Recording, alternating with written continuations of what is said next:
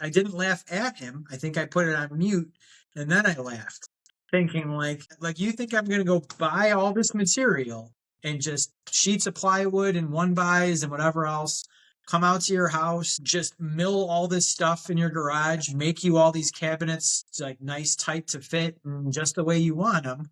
Because of course you're going to mention that while you're there. Oh, well, can we just do this? Oh, can we do that? So you're going to want fully customized, built on site. And you think this is going to be more cost effective than me buying a box that's already sitting on a store shelf and screwing it to your wall.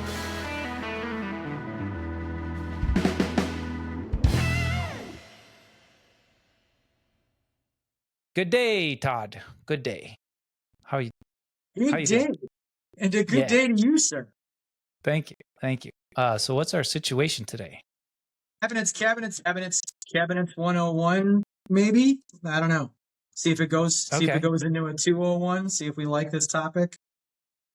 For me, it's a bread and butter, reoccurring theme. We do a lot of cabinets. Not building them, but a lot of installing them. Do you find that cabinets are like a constant thorn in your backside, or what do you think? What's the reason for the topic today? What do you think?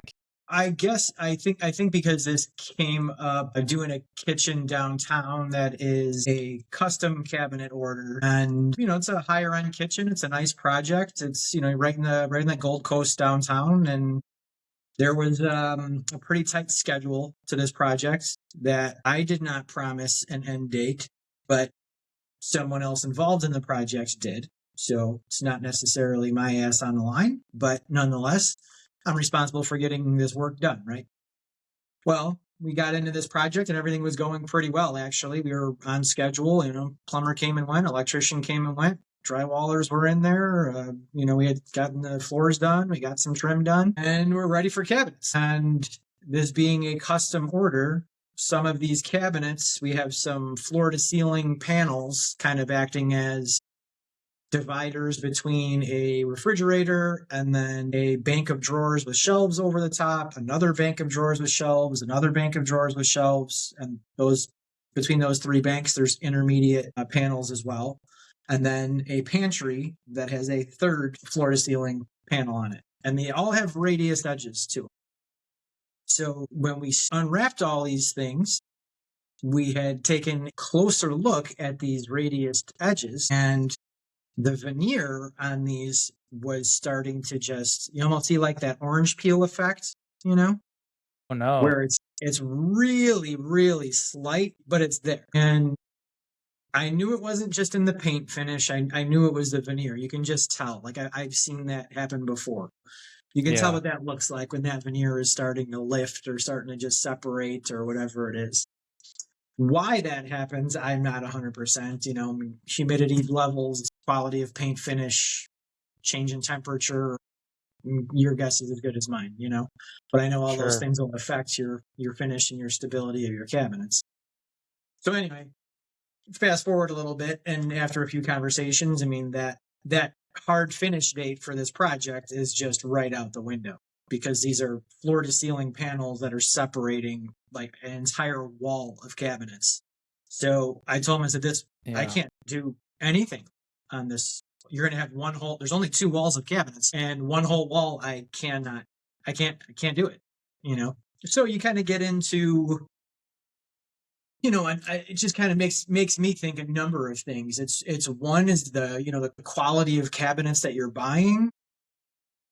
Two is just how big of an issue that potentially is on a kitchen when we do a good amount of kitchens, and it's probably arguably the most difficult for someone to be without if they're living in their home during the project, not having a kitchen. I usually tell people by week 3, you'll love me week 1, you'll like me week 2, you're probably going to hate me by the end of week 3, just because, not personally, just because you want your kitchen back. So you're sick of eating out, you're sick of microwaving dinners, you're sick of takeout, whatever it is, So when you have something like this happen, and now we're looking at additional 4 to 5 weeks to get new panels in. And hopefully the same thing doesn't happen, right? Like, hopefully the same thing doesn't happen. So it just pushes that whole project back. So it just kind of deflates everyone. The client's upset because they're not going to have their kitchen. I'm upset because it's through no fault of my own. And now this project is going to get extended into the holidays, which I certainly don't want. So I guess that just brought on just the whole topic in my head of, what you're buying, what your price points are, and how much that affects your overall project, and just a number of things. Yeah. Does that make sense? Yeah, you brought up a bunch of stuff, man. I wanted to jump in there with the happiness chart. I don't know if anyone is familiar, but you can most likely Google this. But yeah, you're right. Everyone's really excited in the beginning of the project, and then right around drywalls when everyone's most unhappy. So that's what we call the happiness chart. Yeah. But yeah, so in the spirit of cabinets, these cabinets came, with some kind of defect. So let's talk about what do we do? What happens? What did you do when these cabinets showed up with this defect? I know this happens a lot, to be honest, where these Unfortunately, yeah. cabinets come. Unfortunately. So, we build a buffer of very small usually into the schedule, but you can't build in a buffer in the schedule for, 19 doors going bad, right? Or showed up wrong, or a delamination of these. I mean, that's major, right? That's a big problem. So Yeah, absolutely. I wonder, so what happened? What did you do? And then So what do you generally do when this happens?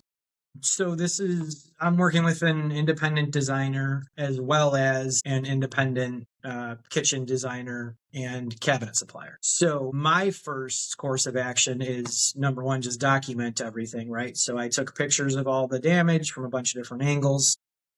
And I had called the kitchen designer who ordered the cabinets, so he knows first. And I said, this is what we're dealing with. I'm sending you pictures right now. Take a look at these. And so we talked about it on the phone. And of course, he was upset as well. So he, of course, immediately alerted the cabinet company. And part of this, I guess, would be what kind of cabinets are you ordering? Are you ordering stock cabinets? Are you ordering semi-custom? Are you ordering custom? And where is this shop that you're ordering them from? Right. So I don't like to kick anybody when they're down. But I had brought this topic up pre-project and said, if we're doing custom cabinets, why are we ordering them from Canada? To me, it seemed odd because I feel like we live in a major city where there are plenty of quality, higher end custom cabinet shops. Why would you not just work with one of them? So part of the reason that I say that is exactly this. I work with a custom cabinet shop, and if there is an issue, they will be out there either that day or the following day in a truck, picking up the faulty pieces, taking them back to their shop, and that piece gets put at the front of the line to get that done, corrected, and get it back out the door so you can do your project, right? You're getting that level of local service whereas you're ordering from Canada and it's a big company who's shipping all over the place, you're at the back of the line. They're not interrupting their workflow at all to salvage your project. They're keeping their stuff going. So we're at 5 weeks to have these panels remade. So for 5 weeks, what am I doing? I mean, I have other projects, but I don't want to pack up all my stuff, clean up the job site, and have to go back in 5 weeks, right? Right. Yeah. Who's communicating with the homeowner on all this? Because you're working. I mean, there's the interior designer. You said you got the independent interior designer. Okay.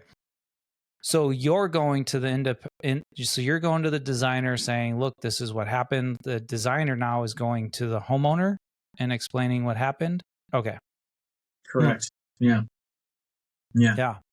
And now So you get to pack up all your stuff and go home for 5 weeks. In the meantime, you're, that put a monkey wrench in your schedule, your project. And now, I mean, ultimately that costs money, but no one who's going to pay for that. Right. So, yeah, that's tough. yeah, Yeah. It happens though. And it happens all the time. it happens all too Now, often, right?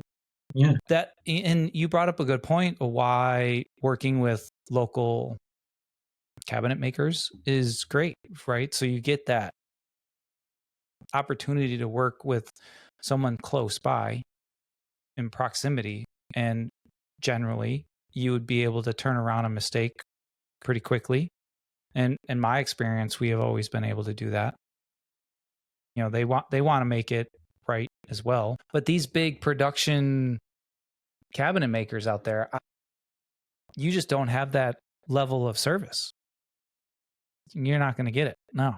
At least we've never gotten it. Yeah. You will not. Yeah. So is there any positives, any reason to work with a production cabinet maker?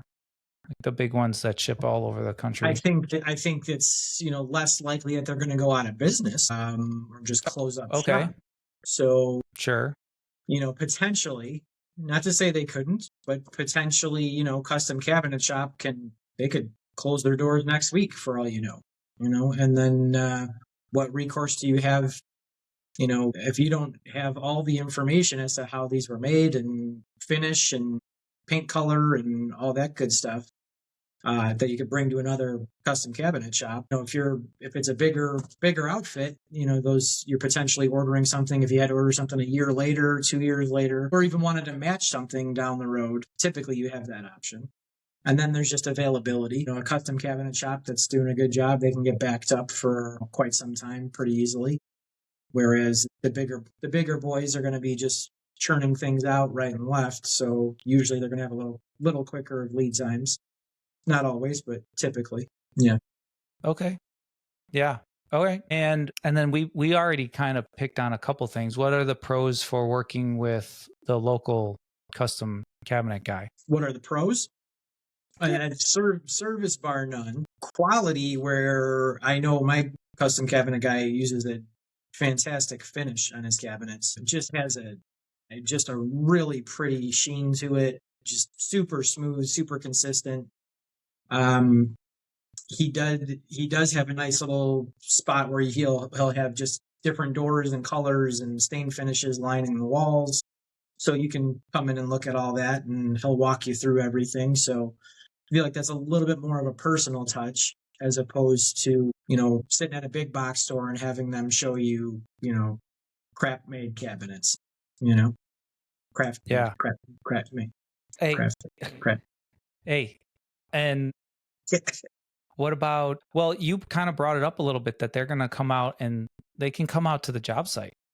They can do their own measurements. Yeah. How about that? Sure. Yeah. Absolutely. Yep. So you're not relying on usually with the big box, production cabinet makers, you're working with a designer of some sort, right? Because Todd's not just going to go and order a slew of cabinets, one kitchen from this big production. You have to go through somebody, usually. That's a designer who is, specific to that particular line of cabinets. So the designer's coming out and doing the measuring and setting all the measurements in. But with the custom cabinet maker, he's showing up on your job site and he's going or she's going to do the measurements right there. The one who's actually going to be building is the one actually doing the measurements. And I think that's a huge win right there. Absolutely. Yeah. So let's talk a little bit about custom, right? Semi-custom. Mm-hmm. So tell me what's the difference? So for one thing, for sure, options. custom guys are going to build just that. It's custom. They'll build you whatever you want for the most part. I think one of the only limitations I've ever seen was I had a custom guy tell me he wouldn't build a cabinet door over a certain height just because he said it was going to, without having a style in it or without having a rail in it, because he said there was just, it's going to warp. So that's it. Probably one of the only things. But, things like a lot of people like integrated panels, right? For your dishwasher, your refrigerator. There's a lot of stock cabinet companies are not going to offer that. They're just not going to do it. One thing is the way we do fillers, right? Some fillers are going to be, they'll just give you just a flat stock 3-inch base filler, and that's it. Whereas a lot of times a custom guy is going to give you a nice 90-degree return on there, so it's just easier to put in, a little bit stronger if you ask me. Yeah, The way crown is done. Some of my custom cabinets have come with, instead of a filler piece, like the cabinet at the end there, that rail will be extra large, so it's going to be a lot wider. So I can scribe the whole cabinet, so there's no filler at all. Right. No seam at all. Exactly. So that's so that's nice. Yeah. So it's those little things. Yeah. Which also custom makes a difference. Yeah, you're going to get wall to wall, right? So with custom, a lot of times you're not going to get a lot of those fillers. They also offer up, like, a lot of my custom cabinet guys will decide to build the vanity, for instance, all in one piece. So if they can, the limitation is how can we get the piece of furniture or the cabinet into the house and into the space. Most custom, like actual real custom cabinet shops, aren't building boxes. You're not going to get a box, right? Now, you can and will if that's the space and that's what you have to do. But a lot of times, if there's a bank of boxes, let's say, they're not going to build just a bank of boxes. They're going to build one cabinet with all the doors and everything, which gives you a little bit more space, a little bit more flexibility. It's built a little bit nicer. I don't know, in my opinion. Yeah, so that's semi-custom. What are we doing there? So semi-custom, if you ask me, semi-custom has changed quite a bit over the last few years, because it used to be there's like, yeah, you're going to get more offered than stock, but not quite custom, right? And now a lot of lines are offering, a lot of semi-custom lines are saying pick any paint color you want and we'll use that color. So it's not as narrowed down as it was. And there's a lot of different door styles, a lot of different options being offered, that I'd say a lot of semi-custom really can rival some custom, at least from what I've seen over the last few years. Sure. The biggest thing, I think you're absolutely right? The semi-custom cabinet shops have really kind of upped their game. I remember back when we were using semi-custom cabinets, it was all your boxes came in 3 increments of 3 inches. So, yeah. So I thought that was interesting when I first came across that. That was problematic and fillers everywhere. But I feel now these semi-custom cabinet shops, at least the ones that I've worked with recently, they will offer up, what you do is you buy the closest, the larger cabinet. Like, so you're still in threes, but you buy the larger one and then you pay an extra premium. So you're buying the more expensive because it's larger, right? And then you pay a premium for them to modify it down to the size that you want. So you're kind of like getting custom shop work there a little bit. Yeah. I don't know. Is it truly custom? I don't know. I mean, at least they're offering more flexibility, right? And they were doing that a lot with I know with cabinet heights and depth as well. Where they say, well, if you wanted a 15-inch deep wall cabinet instead of a 12, it's like, well, That's no, true. our wall cabinets are 12s. And Yeah, now they're saying, that's yeah, true. okay, we'll do 15, we'll do 18, so there's Yeah, more variation there. Um, but sometimes it's still just not that quite that touch that you're going to get with the custom. true. True. I do feel though, like your semi-custom stock cabinets kind of production style, you're going to have like a list of add-ons, right? Or like, and that's it. Like, here's what we offer, here's what we can do. But like, if it's not on that list, the answer is no. Whereas your custom shop, the answer isn't no. The answer is, well, let me figure it out. Right. Sure. Okay. We could do it, but I got to draw that up. I got to figure that out. Like let's figure out how we're actually going to do it. And then the world's your oyster. You want inserts of any kind of magnitude. Great. Sure. Fine. Let's do it. I've noticed that a lot of these cabinet shops are all reverting to Revishelf for their inserts, and that's kind of being the like standard. Yeah. And gone are the days that I see the custom cabinet shops offering like their own inserts and like they're building their own stuff. Like they're just saying, well, just go to Revishelf, pick out whatever you want, let me know whatever it is, and then they. Oh yeah. I know the one shop, the last one that I used, it was just like that, but they weren't buying it directly from Revishelf. They were buying it from a distributor, but it was Revishelf stuff. So it's like, all right, whatever. So it was interesting.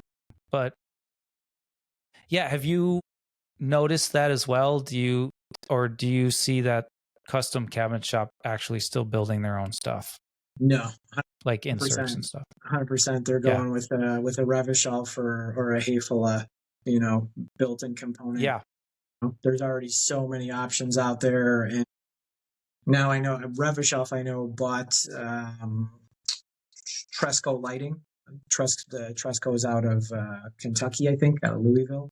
Revishelf bought Tresco, so now they're offering both of those as well as putting some of those things together, right? So it's like, well, here's your package. That's for nice. your Lazy Susan that has this awesome Super Susan rollout thing, and then the light that kicks on automatically when you open the door, and Yeah, that's pretty cool. So yeah.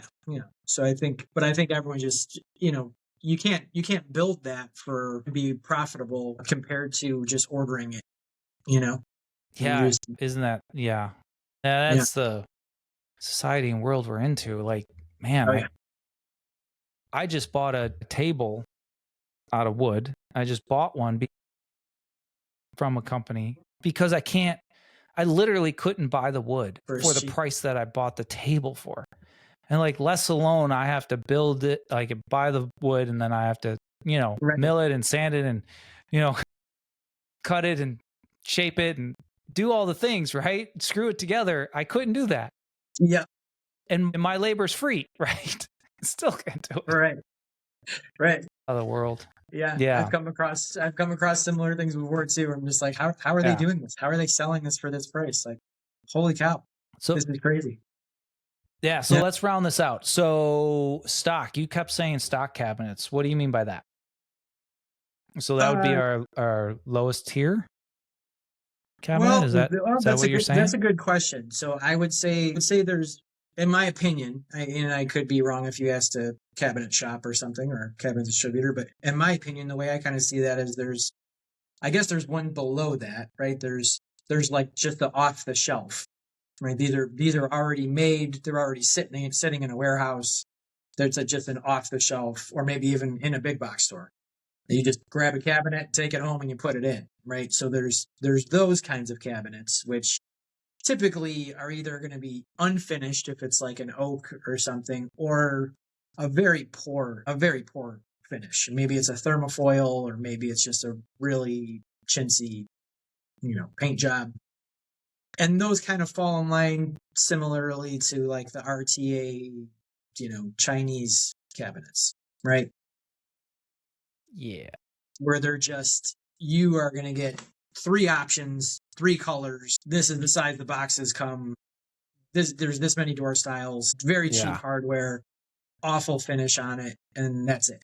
But people are like, I can buy my whole kitchen for $4,000. It's like, you can, just don't Yeah. ever use it, or, you know, good luck having it fit well and not having warping doors and paint peeling and joints opening up and glides going bad, and, you know. Yeah. Have you installed those cabinets before? I am sad to say that I have installed those Yeah. cabinets Me before. too. Me too. Me too. Wow, are those so horribly put together? Yes. Hot So if glue and anyone doesn't, staples. yes, yeah. So if anyone doesn't know, staples. So mine was put together with black drywall screws. Okay. Yeah, yeah, yeah. General purpose screws. Sure. Man, you spend so much time, labor in trying to like square them up, and because in the end you want you want flat plumb level because countertops are going to go on there next, and to get those things square and straight and level, oh my, is that a lot of work because the Yeah. cabinet isn't square to begin with. Right. I remember, and I mean, this is a high-end project I was working on, and I'm like, what is up with these cabinets, right? And I finally find out from the project manager that they ended up getting these Chinese cabinets, and I was like, oh, you got to be kidding me. So we put the Lazy Susan in, right? And it's the wire spinny Lazy Susan, and I was like, this thing's so chintzy. There's no way it can hold any weight. So literally just put like my hammer on the one of the turny ones in the Lazy Susan and the shelf, the turny shelf, and I just put it on there. And the whole thing was like, oh, I was like, no way. No way. Can you imagine like putting like, bag of flour? It That's wouldn't what I was going work. to say. A bag of flour. Right. It wouldn't work. Nope. Nope. Got to even it Oh, out. You need to evenly distribute the weight of your Lazy Susan, and then good luck getting it to actually turn. You know. yeah, right. Well, yeah, it'll turn once and then it'll break and fall and then it'll be on the floor. Yeah. Holy cow. Those are really bad Yeah. cabinets. Yeah. But, in the end, you get what you pay for in that instance. And it was in You the end, do. like they, I was just kind of a laborer at that time. So I didn't know I was putting in the cabinets and I didn't, I didn't price it out. I don't know how much everything was. I don't know if it was a fixed price or TN project. I don't know what it was. However, somebody lost on that project. Either my boss lost because we spent days trying to get these boxes in, Mm-hmm. or customer lost. Well, let's just say that the customer lost in the end anyway because they didn't get the quality. So, yeah. This brings up another tangent on cabinets is okay, so the quality of the cabinet. Sure. I have a question for you. Am I getting in my own way in the detriment of the customer because I want to work with high-end, nice cabinets? Mm-hmm. Or, because I want to work with a nice cabinet, I want to know that it's coming square, and I want it to know that it's going to look good. I want to know that it's going to serve its purpose and for the duration of time, right? For the homeowner, it's going to last forever for them. Will a cheaper cabinet work? When the cabinet is all said and done, Mm-hmm. and you've got this cheap cabinet that was glued and screwed, and it's made out of particle board. In the end, though, when it's all screwed together, screwed to the wall, countertops on it, is it going to last? Will it work? And how much am I, refusing to work with those cabinets? How much am I hurting the client financially, or am I? Is this a moot point? Is this irrelevant? Or do you know the question? I'm like, Yeah, and it's a I'm kind of very like good question. brainstorming my thought process here. Yeah. So the price point for cabinets, I mean, They're relative to a expensive. kitchen, it's a huge expense. You know, it's a Huge significant expense. portion of your budget for your kitchen, right? Yes. So it's always interesting to me to kind of to see where some people's heads are when you're first looking at a kitchen remodel, because some of them don't want to even give it a second thought really to cabinets other than color, and that's it. They just most of them maybe just don't know. It's just like, oh, I Yeah. want my white kitchen with shaker doors, or I want my walnut kitchen, or I want whatever it might be. But they don't know the construction difference, right? You know, an MDF versus a solid maple, or some combination of those that, you know, using those intertwined where it's proper certain applications. You know, there's so much that goes into all of that. The quality of the glides, the quality of the hinges, having that, you know, be adjustable. Like what are your drawers? What are your extensions on your drawers? Are they 3/4 extensions? Are they full extensions? Are they overextended drawers? What's the load capacity on those? Is it all adjustable? Is it soft close? Are they dovetail drawer boxes? Like, I think most people offer dovetail drawer boxes at this point. Actually, it's a upgrade here. It's not standard. It's driving me nuts. But yeah. All right. So yeah, to your point, you know, Mm-hmm. that's a big that's a big ticket item, and sometimes that's really hard to explain that to a client, to say when they can walk into a big box store or go to some local, you know, cheaper, because most of these cabinet shops are going to have their good, better, best, right? They all operate in similar fashions unless you're going custom, where they're going to have their good, better, best lines. So Yeah. Yeah. Right. Yeah. I guess I've worked with custom shops quite a bit. So I'm yeah, trying to remember if, yeah. I mean, custom shop, there is no good, better, best. it's just It's custom. always like what they It's just offer. it's just This is how we build our boxes. Or, yeah. right, right. Yeah. Yeah. Yeah. Not always. Not always. But yeah, Not not always, but always. should Not always. theoretically it should be. Should be. Right. Sure. And those will come in at those different price points for that reason, right? I mean, I literally Yeah. just this past week went to look at a house that's 11,000 square feet. 11,000 square feet. It is on a 5-acre estate in Barrington.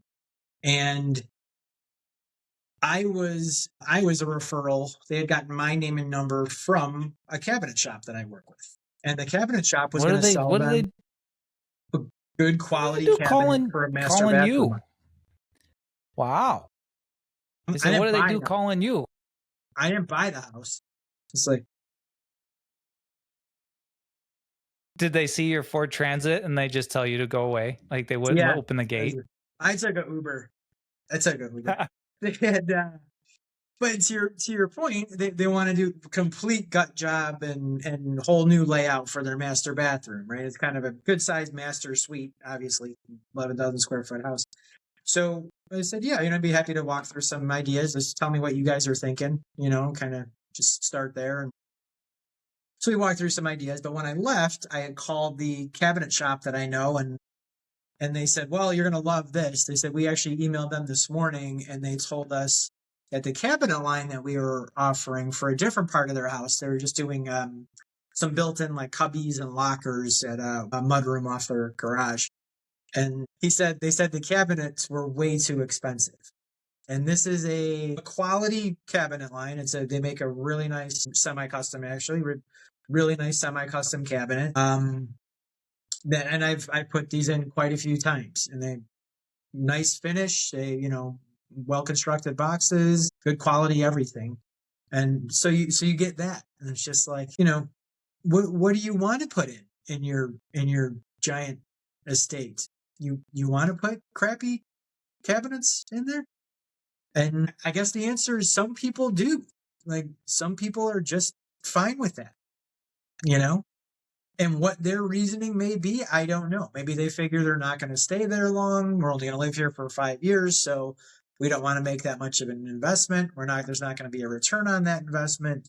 Anyone walking in to look at the house to buy it is not going to know that these are Chinese cabinets versus something that was high quality until they touch them and use them. But so it's always just interesting. It's a very interesting thought process. See where their heads at and see what's it worth to them.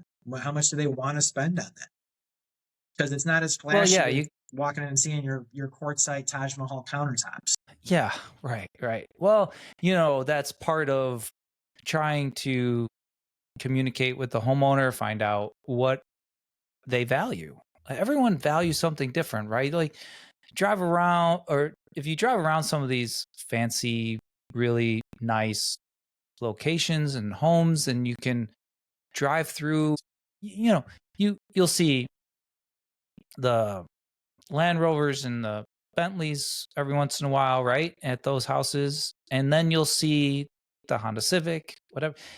The point I'm trying to make is everyone values things differently and what they're willing to spend their hard-earned money on. Some people will spend it on a car. Some people won't. Some people will spend it on a kitchen. Some people won't. Some people, I that most of those type of clients that you're talking about there, it's just an education problem. They might not know the construction, which you kind of brought up earlier. They might not know the construction and how important it is, and why are these cabinets so expensive.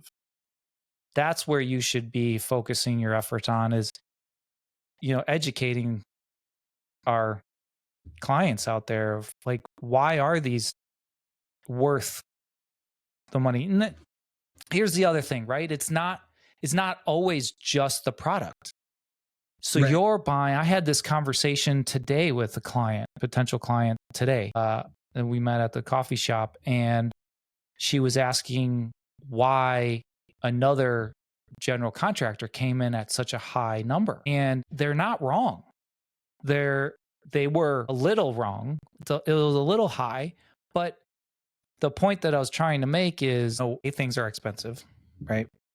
But Yes. it's not only the construction of the cabinet, but what you also are buying is my relationship to that cabinet maker.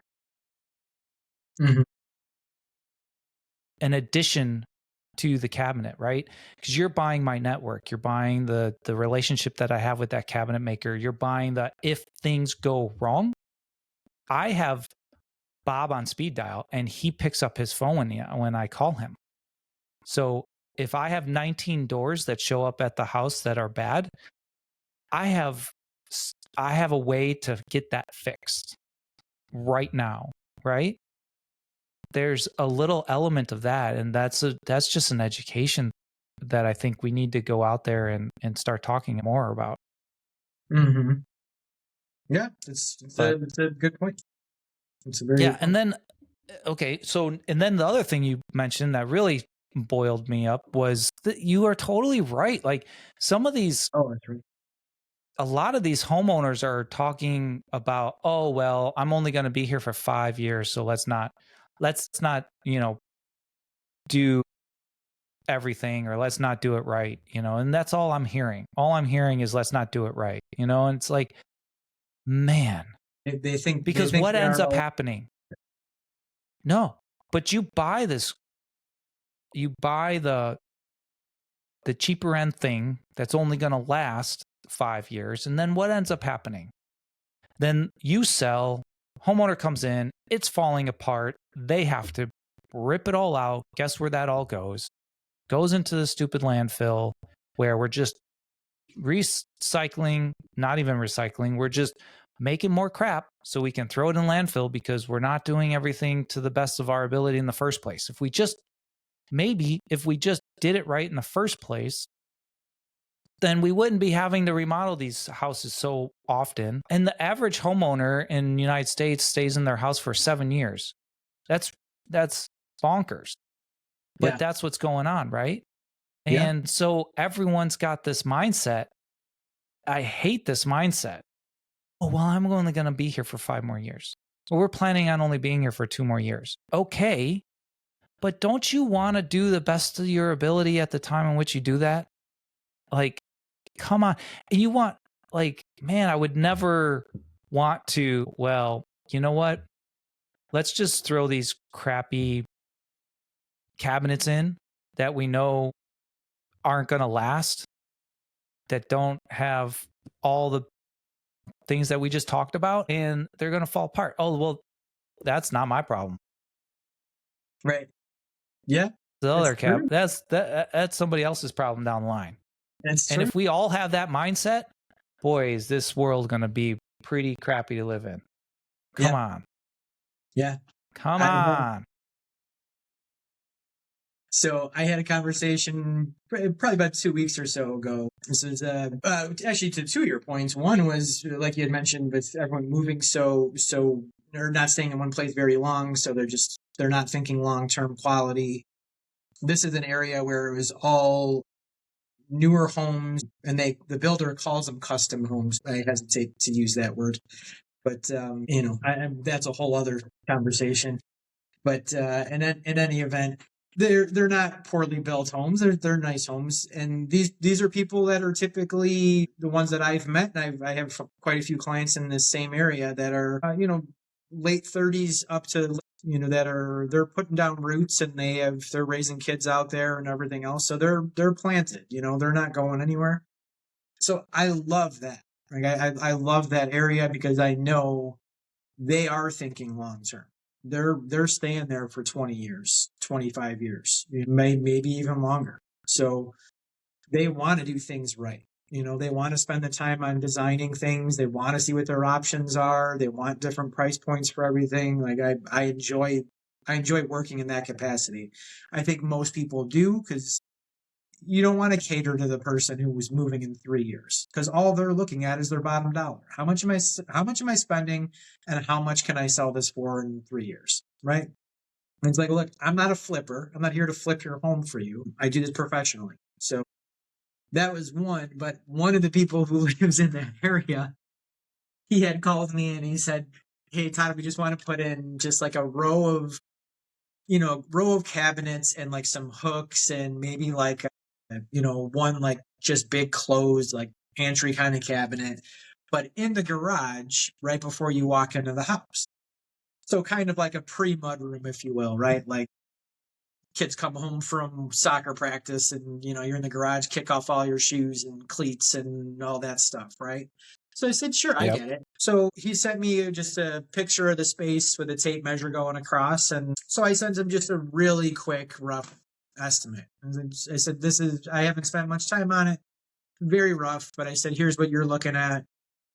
So he called me and he said, "So, can I attribute like a certain amount of this to materials versus labor?" And I said, "Yeah, it's probably about 50-50. I said it's probably 60-40, 60 labor to 40 material, to be honest. But I said, I have to come out and measure everything exact and put together a whole package for you and figure out what we're going to spend and order all that and take the delivery and install everything and blah, blah, blah, right? It's time." So he said, "Okay, I get that." And then he said, "So couldn't you just build these cabinets?" And I said, "Could I build them?" And I said, "I could, but why do you say that?" It's under the impression that, hey, I'm just a local carpenter that could come and just build some cabinets for you, and this was going to be cheaper than the cabinets that I was going to buy and put in there. So I tried to explain this to him without, spending way too much time, because as we're now seeing, we could spend an hour talking about this easy. But I tried to explain to him. I said, "Look, what I priced was kind of an off-the-shelf cabinet for you." I said, "You're going to be limited as far as what's available, but with what you're looking to do, we can make this happen. It's, not a big deal." And, so if you're looking for just a painted white finish, no problem. We can make that work just out of a stock cabinet. And he, for some reason, was under the impression that me building these was going to be cheaper. And I didn't laugh at him. I think I put it on mute, and then I laughed, thinking like you think I'm gonna go buy all this material and just sheets of plywood and one bys and whatever else, come out to your house, just mill all this stuff in your garage, make you all these cabinets like nice, tight to fit, and just the way you want them. Because of course you're going to mention that while you're there. Oh, well, can we just do this? Oh, can we do that? So you're going to want fully customized, built on site. And you think this is going to be more cost effective than me buying a box that's already sitting on a store shelf and screwing it to your wall. So he said, well, let me talk to the wife and I'll get back to you. So I know what that means. I'm not going to hear from him. But like I told him, I said, look, I can get you cheaper cabinets, but I said, I don't want to put them in your house. I realize this is just a garage. I still don't even want to put them in your garage. It just, they're not going to hold up. I don't want to be responsible for it. When 3 years from now, someone comes in and says, Jesus, your cabinets are falling apart. And it's like, yeah, this guy, Todd, put these in and they just fell apart, disintegrated. I don't want my name on That's that. That's a really good point. That's a really good point that you got to put your name on some of these things. And absolutely. I'm not standing behind that. Yeah.